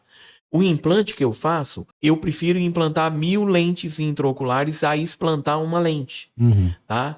O explante da lente intraocular, o risco cirúrgico é muito, mas infinitamente maior do que você implantar uma lente intraocular. Então, os implantes que eu faço são implantes que vão ficar no olho do cliente a vida toda. Né? Eu não falo assim, não, implanta essa aqui, depois a gente implanta outra. Né? Depois a gente vai conversar que hoje a gente não é exatamente uma regra, porque a gente pode eventualmente oferecer um tipo de lente especial que vai resolver quem implantou lentes. Sim, assim, monofocais, né? Monofocais, a gente consegue hoje oferecer coisas diferentes. Então, olha só que legal. Então, até quem já passou pela cirurgia de catarata, mas tem uma lente monofocal, hoje existe tecnologia para que essa pessoa possa ter mais independência dos óculos, né, doutor? Hoje a gente tem um fabricante aqui que trabalha com a gente no Brasil, é um fabricante inglês, que ele traz uma série de soluções para esse tipo de situação. E tem lentes hoje que eu consigo oferecer para clientes que eu operei há 10 anos atrás, que colocaram lentes monofocais, e hoje eu posso implantar uma lente chamada Sulcoflex, em que a gente implanta ela e dá para ter trifocalidade. Show de bola. Então, interessantíssimo. É uma solução extremamente inteligente. Se a gente for fazer uma analogia, é mais ou menos como se a gente colocasse um flip em cima de um óculos. Entendi. Paulo, então, a hora que quiser tirar, tira. Se precisar tirar, a gente é reversível, tira. Né, doutor? É reversível. Se precisar tirar, a gente tira. Essa semana eu fiz o implante de uma Sulcoflex na cliente, já tinha operado catarata, e eu consegui fazer o implante da Sulcoflex. É um implante muito mais tranquilo que a cirurgia de catarata. E, nossa, cliente super satisfeita. E não tenho dúvida que a gente vai poder oferecer para os clientes que já operaram cataratas, mesmo que não tenham operado comigo, eu estou aberto a receber clientes. Sim, tem muita gente, né, doutor? Tem muita gente que já operou cataratas, né? e que não sabem que a gente pode eventualmente melhorar a visão e diminuir a dependência de um óculos. Excelente, doutor. Excelente. Agora é o seguinte, a doutora Andréa, sua esposa, também trabalha lá na clínica. Sim. Quais são as inovações, quais são as soluções que ela traz para os pacientes de vocês? Então, a doutora Andréa, ela, além de entrar em algumas cirurgias comigo, cirurgia de pálpebra, né, blefaroplastia, ela oferece cirurgias de otomodelação. O que é isso? Otomodelação é uma possibilidade que você tem para quem tem a orelha de abano, né? Fazer a orelha ficar mais junta da cabeça. Entendi. Né? A gente modela a orelha. Paulo, isso é legal? Puta, isso é muito legal. Porque, assim, é uma possibilidade que tem sem ser exatamente uma cirurgia que você corta a cartilagem. Porque a otoplastia, é uma cirurgia de Mas isso é maior bem porte. moderno, né, doutor? É bem moderno, é bem recente. E a gente foi buscar com a pessoa que mais opera Legal. modelação no país. A gente fez um curso, né? Muito bom. Tanto ela quanto eu. Uhum. Mas a doutora Andréa vai Focar, né? focar mais e a gente vai oferecer para os clientes. E para você ter uma ideia, assim, em cerca de 80% dos casos de orelha de abano, a doutora Andréa vai conseguir oferecer solução sem cirurgia, só com passagem de fios que vão modelar. Logicamente vai ter que ter uma rotina, vai ter que usar faixa durante um período, mas é tudo muito parecido com a cirurgia de otoplastia, mas com menos invasão, com recuperação mais rápida e um custo operacional mais adequado. Que legal, sensacional. Doutor, quero te agradecer aqui por tanto conhecimento, por compartilhar com a gente aqui toda essa tecnologia, toda essa paixão que o senhor tem pela oftalmologia e tudo que o senhor vem construindo aqui na cidade de Marília. Amém. Nasceu em São Paulo, mas veio logo criança pra cá e trouxe, né? depois já estudou, fez faculdade aqui, fez residência aqui e hoje faz esse trabalho sensacional. Quero agradecer pela parceria que a gente tem junto aqui através das nossas mentorias de capacitação para a equipe. É um prazer para mim e toda a nossa equipe também poder proporcionar mais conhecimento, mais inovação para sua equipe. Então, quero agradecer demais. Agradecer a todos vocês que estão aqui nos escutando até agora. Se quiser conhecer mais o nosso trabalho, pode entrar no meu Instagram, Celso de Queiroz Consultoria, que a gente vai trazer muito mais episódios como esse para conhecer médicos sensacionais como o Dr. Paulo aqui. Doutor, quero que o senhor gostaria de fazer um convite para as pessoas que ainda não conhecem sua clínica, por favor. A todo o pessoal de Marília, região, eu tenho um convite para conhecer a nossa clínica. Se quiser conhecer o nosso trabalho pelo boca a boca virtual hoje, que é através do Google, pode acessar o site da clínica, ou acessar no Google, Dr. Paulo Almeida, Centro Oftalmológico Cirúrgico. Vocês vão ter uma noção do que os nossos clientes falam do nosso trabalho. Modéstia à parte, a gente procura trazer um serviço de excelência e os clientes têm ficado bastante satisfeitos com o nosso trabalho. Posso fazer um agradecimento? Com certeza, fica à vontade, doutor. Eu gostaria de agradecer as pessoas mais importantes da minha vida, que são minha mãe, meu pai, minha mulher, meus filhos, a minha família, meus irmãos, que eu amo tanto. A minha mulher fundamental, eu sempre falo, Celso, que ela, cada vez, ela eleva o sarrafo e a gente... Estica a corda, né, doutor? Ela vai sempre buscando algo mais e a gente sabe que isso acaba fazendo bastante diferença na nossa vida e agradecer acima de tudo Deus, Sim. né? Porque eu passei muitos anos buscando Deus e recentemente eu tenho tido experiências assim em que além de eu acreditar em Deus de uma forma exótica, que eu acredito em Deus, mas de uma forma científica, sabe? Passei muitos anos acreditando só assim, mas de alguns anos pra cá eu sinto a presença de algo. Muito legal. E eu sinto a presença e alguns falam que os espíritas falam que são espíritos, os cristãos falam que é o Espírito Santo. Eu tô muito propenso a acreditar que o Espírito Santo está muito presente na minha vida e eu só posso agradecer, eu acordo agradecendo e durmo agradecendo a presença de Deus na minha vida, na minha família. E eu só posso agradecer imensamente a Deus. Parabéns, doutor, por tudo que o senhor faz nessa região toda aqui de Marília, sua capacidade profissional, sua família. Eu fico honrado de poder hoje transmitir todo esse conhecimento e a sua história, trajetória profissional para toda a região aqui de Marília e do Brasil todo. Muito obrigado, doutor Paulo. Amém. Pessoal, até o próximo episódio aqui do Oftalmovox e acompanhe o nosso trabalho que vocês vão gostar muito de se conectar com pessoas especiais, assim como o doutor Paulo, toda a família e toda a equipe dele. Um abraço a todos, muito obrigado.